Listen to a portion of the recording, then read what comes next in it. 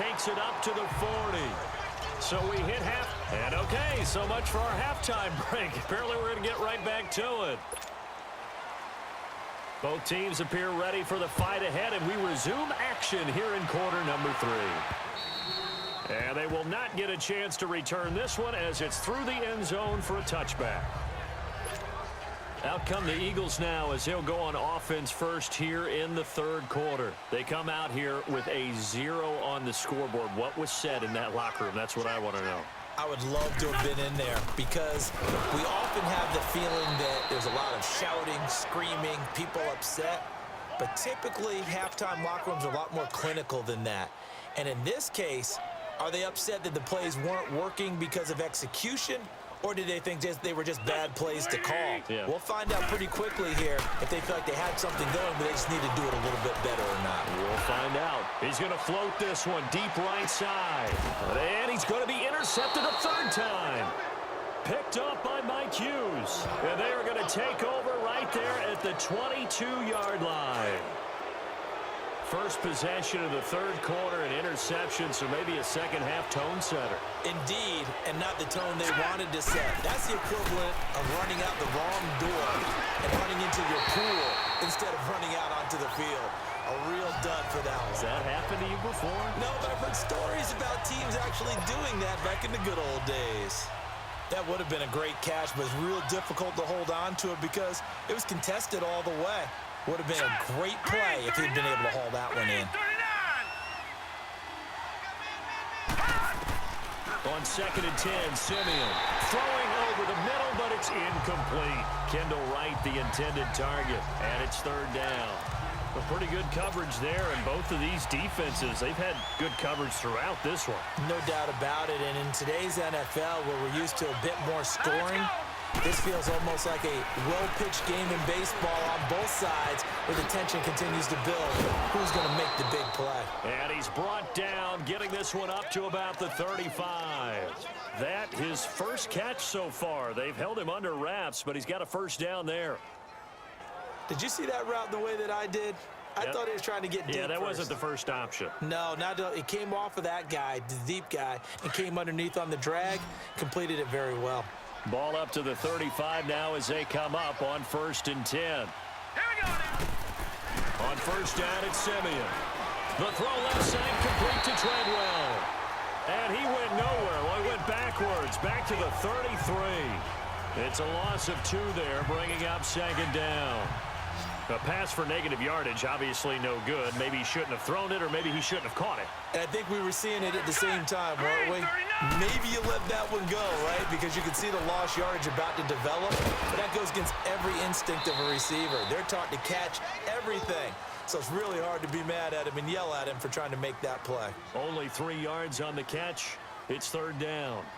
I think it's okay there. They didn't get a whole lot on that play, but it's nice to have a safety valve that's built like this guy. Big target, guy you can spot pretty easily. Put it on him when your other targets aren't open. The Vikings on 3rd down. They've hit 2 for 4 thus far. This is 3rd and 9.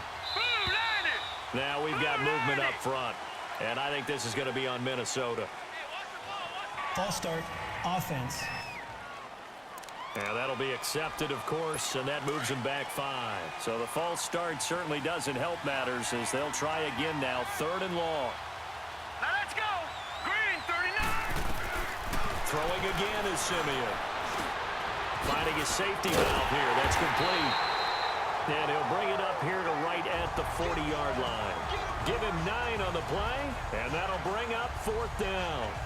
Instead of throwing it downfield, Charles, they just tried to dump it underneath there. You like the call? I do. I think it's a high percentage play because you get the completion, and what you're counting on is your back to use his legs and his elusiveness to make people miss and pick up the first down. In this case, it didn't happen. And a bit of a mistake there. This is well into the end zone for a touchback. Now Philadelphia ready to get going on offense again. We have not seen much on offense from either side. These last few drives, it has been a struggle, hasn't it? Totally, and you're thinking to yourself right now, if you're on offense trying to get things figured out, okay, we self-scout every week in our game plan, How many things do we do at certain times? What are our tendencies? Time to go to some of those tendency breakers and try and create some offense. They always have those in their back pocket, don't they? You have to, and if you don't keep abreast of what you're doing, you lock into a rhythm and make it easy for the opposition. Looking for tendency breakers right now. And he'll be corralled well upfield right around the 40-yard line. Great way to start the drive. 20 big ones and a first down.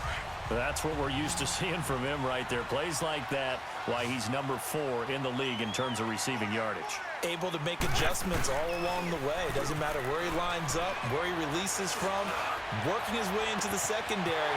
Figures out defenses and finds weak spots in order to get open. A good pickup there at 22.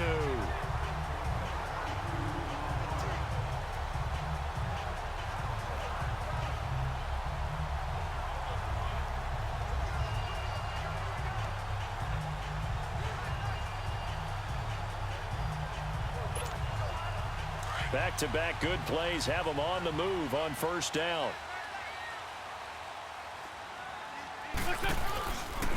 Now they'll run the option to the short side left. Only a yard on the keeper, and it'll be second down. And if you like defensive football, focus on the defensive end on this play. He does everything exactly right. Reads the play and makes sure he spills it for a small gain.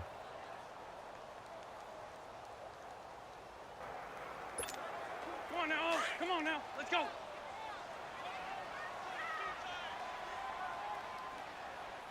Four down. Here we go. On second down, here's Wentz. Stepping up, he'll try and run. And they'll get this one to about the 20-yard line. I guess no need to force it when you can do that instead. First down, 18-yard gain. Sometimes guys get locked into such a groove. What do we call it? The game slowing down. They see everything happening almost in slow motion. They see the lanes develop. I feel like he's right there. Well, and you want this from your leader, right? With this deficit, this stage of the game, second half, no quit in him. Zero. Oh, fighting off the defender. Dancing to his left. And brought down, but not before they get it inside the 10 to the 7.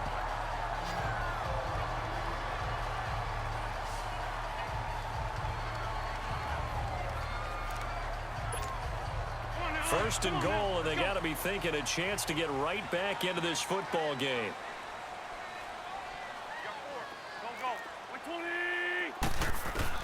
Now they'll throw it. Wentz. That is caught at the 7-yard line. And the stop will come inside the 5 at the 4. 3 yards is the gain that time. Second and goal.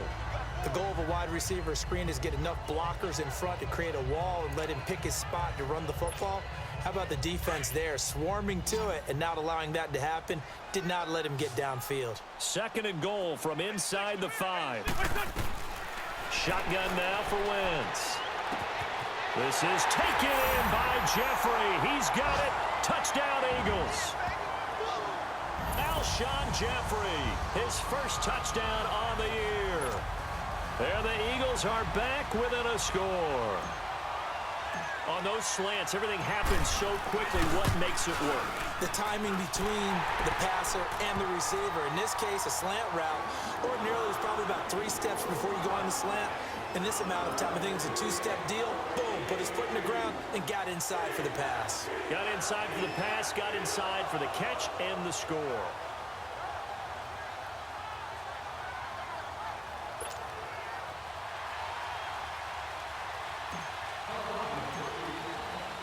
Elliott now to kick this one away. It's a short kick, taking it to 15. And they're going to start this drive in pretty good shape as they get it up past the 30. From the 32 now, here's first and 10.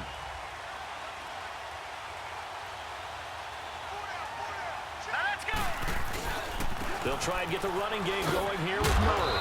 And able to use his blockers to get this up over the 40. 9 yards is the pickup there, and they'll have a second and 1.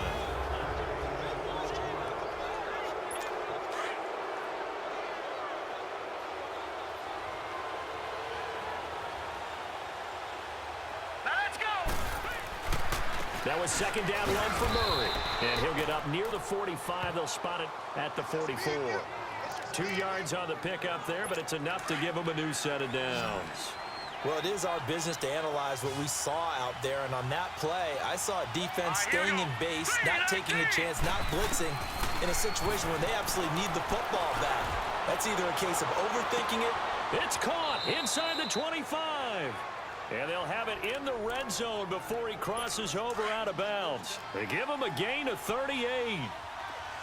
So the big play means just like that, they'll operate from the red zone now on first down.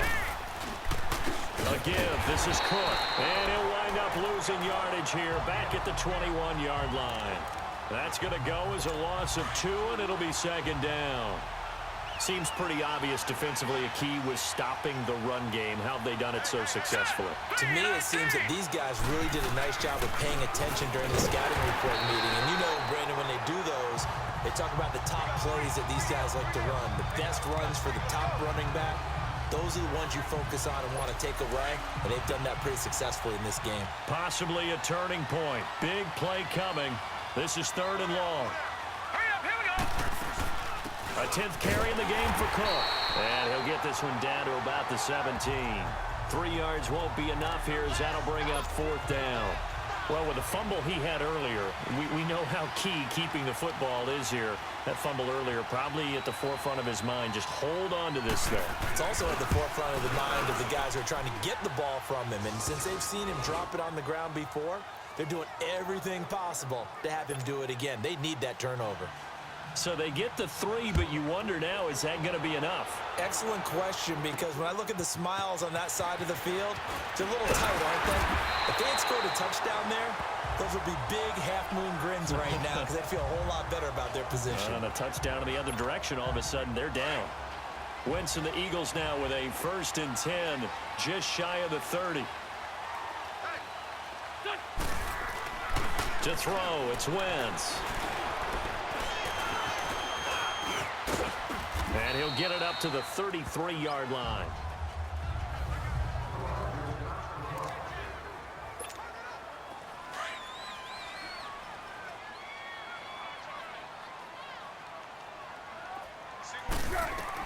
The first throw for the backup, Foles. Stepping up, he's going to keep it. Give him 10 that time, escaping the danger, running with it, and picking up a first down. All right, partner, I'm a defender, but I've got to express my admiration there. Moving around, making it happen, and instead of worrying about protecting himself, he goes and gets the first down. I've got to give it to him on that one. Normally, you don't want your guy taking shots, your quarterback, but it's winning time here in the 4th quarter. If he needs to make those plays with the legs, go ahead, right? Yeah, no doubt about it. At this stage of the game, all protections, they're off. It's another 10 yards on that one and another first down. When you see zone defense and you know you've got a drag route on as your primary call, you've got to be really careful as a passer about how far you let your guy go because he might wander into some tough coverage. So it's Eagle football here as we get you reset. And let's see what they've come up with offensively after having time to talk it over. Foles. And he can't hang on to it. That would have sealed it. Instead, 2nd down. So he's unable to complete it there, and just not the game that you would expect from him. He's been off the mark really start to finish. Yeah, it makes you wonder what exactly is going on. Is he a little bit dinged up here, or is he just off just by a bit? Maybe he can get it back in this situation. He'll need to. And incomplete there. A nice hit. Jars the ball free and brings up 3rd down. 3rd and long coming up. Defensively, you pressure the quarterback or drape all over the passing lane? Yes, that's exactly both. what you do. It's both because they're not mutually exclusive. They may have been at one time in football, but not anymore. You want to have that pressure. If you have a big-time pass rusher, send him after the quarterback, and then make sure you blanket the field. A gain of 26 on the 3rd down conversion.